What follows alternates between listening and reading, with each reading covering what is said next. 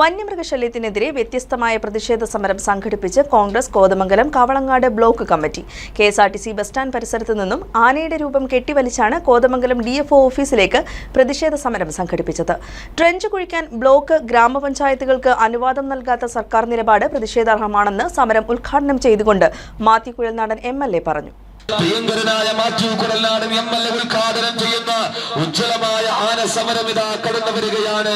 ഈ വഴിത്താരയിലൂടെ രാത്രിയെന്നോ പകലെന്നോ വ്യത്യാസമില്ലാതെ ജനങ്ങൾക്കൊന്ന് വെളിയിലേക്ക് ഇറങ്ങുവാൻ പറ്റാത്ത അവസ്ഥയില് വനാതിർത്തി പ്രദേശങ്ങളിലെ ജനങ്ങൾ ജനജീവിതം അനുദിനം ദുസ്സഹമായി മാറിക്കൊണ്ടിരിക്കുമ്പോൾ ജനങ്ങളുടെ ജീവന് സംരക്ഷണം നൽകാതെ, ജനങ്ങളുടെ സ്വത്തിന് സംരക്ഷണം നൽകാതെ മൃഗങ്ങളെ മാത്രം സംരക്ഷിക്കുന്നവരായി അധികാരി വർഗം മാറിക്കൊണ്ടിരിക്കുമ്പോൾ, ഈ ഇടതുപക്ഷ സർക്കാർ മാറിക്കൊണ്ടിരിക്കുമ്പോൾ കെഎസ്ആർടിസി ബസ് സ്റ്റാൻഡ് പരിസരത്ത് നിന്നും ആനയുടെ രൂപം കെട്ടിവലിച്ചുകൊണ്ടാണ് കോൺഗ്രസ് കോതമംഗലം കവളങ്ങാട് ബ്ലോക്ക് കമ്മിറ്റിയുടെ നേതൃത്വത്തിൽ ഡിഎഫ്ഒ ഓഫീസിലേക്ക് പ്രതിഷേധ സമരം നടത്തിയത്. വന്യമൃഗശല്യം രൂക്ഷമാകുമ്പോൾ ഒരു നടപടിയും എടുക്കാൻ തയ്യാറാകാത്ത എംഎൽഎക്കും എൽഡിഎഫ് സർക്കാരിനുമെതിരെയാണ് സമരം നടത്തിയതെന്ന് പ്രവർത്തകർ പറഞ്ഞു. കോതമംഗലം നിയോജക മണ്ഡലത്തിലെ വന്യമൃഗശല്യത്തിന് പരിഹാരം കാണുന്നതിന് കോതമംഗലം ബ്ലോക്ക് പഞ്ചായത്തുകളുടെ പദ്ധതി അനുവാദം നൽകാത്ത സർക്കാരിന്റെ നിലപാട് പ്രതിഷേധാർഹം ആണെന്ന് മാത്യു കുഴൽനാടൻ എംഎൽഎ പറഞ്ഞു. ശാസ്ത്രീയ പഠനം നടത്തി ജനവാസ മേഖലകളിൽ ഇറങ്ങിവരുന്ന വന്യമൃഗങ്ങളെ നിയന്ത്രിക്കുന്നതിന് സർക്കാർ തലത്തിൽ നിലപാടുകൾ എടുക്കണമെന്നും RRT ടീമിനെ കൃത്യമായി കോതമംഗലത്ത് നിന്ന് മാത്രമായി അനുവദിക്കണമെന്നും എംഎൽഎ ആവശ്യപ്പെട്ടു. വന്യമൃഗശല്യത്തിനെതിരെ കോൺഗ്രസ് കോതമംഗലം കവളങ്ങാട് ബ്ലോക്ക് കമ്മിറ്റിയുടെ നേതൃത്വത്തിൽ കോതമംഗലം ഓഫീസിന് മുമ്പിലേക്ക് പ്രതീകാത്മകമായി ആനയെ മുൻനിർത്തി സംഘടിപ്പിച്ച സമരം ഉദ്ഘാടനം ചെയ്യുകയായിരുന്നു അദ്ദേഹം. കോതമംഗലം ബ്ലോക്ക് പഞ്ചായത്ത് ഈ സർക്കാരിന്റെ കയ്യിൽ സാധാരണ നടക്കുന്ന പോലീസ് ജീപ്പിന് പെട്രോൾ അടിക്കാൻ പൈസയില്ലാത്ത ഒരു സർക്കാരാണ് ഇന്ന് കേരളം ഭരിക്കുന്നത്.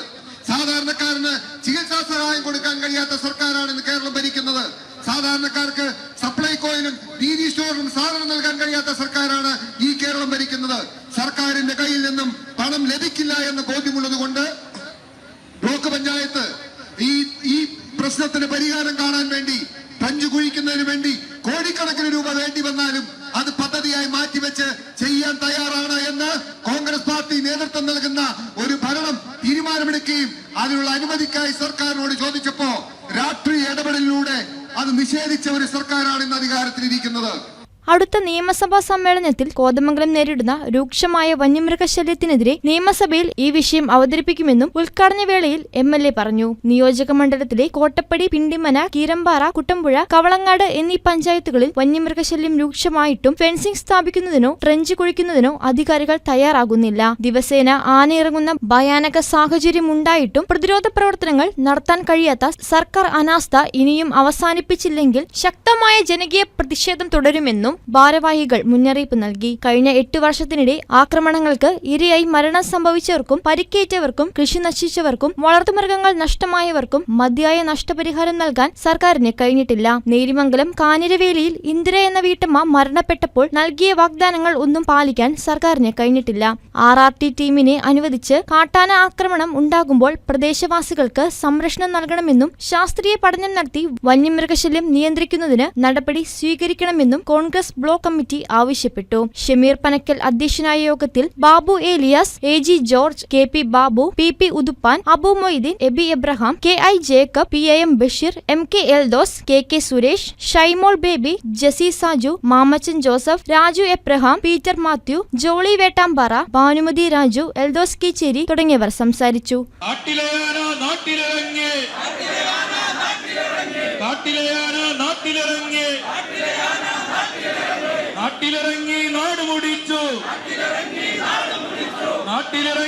News desk KCV news.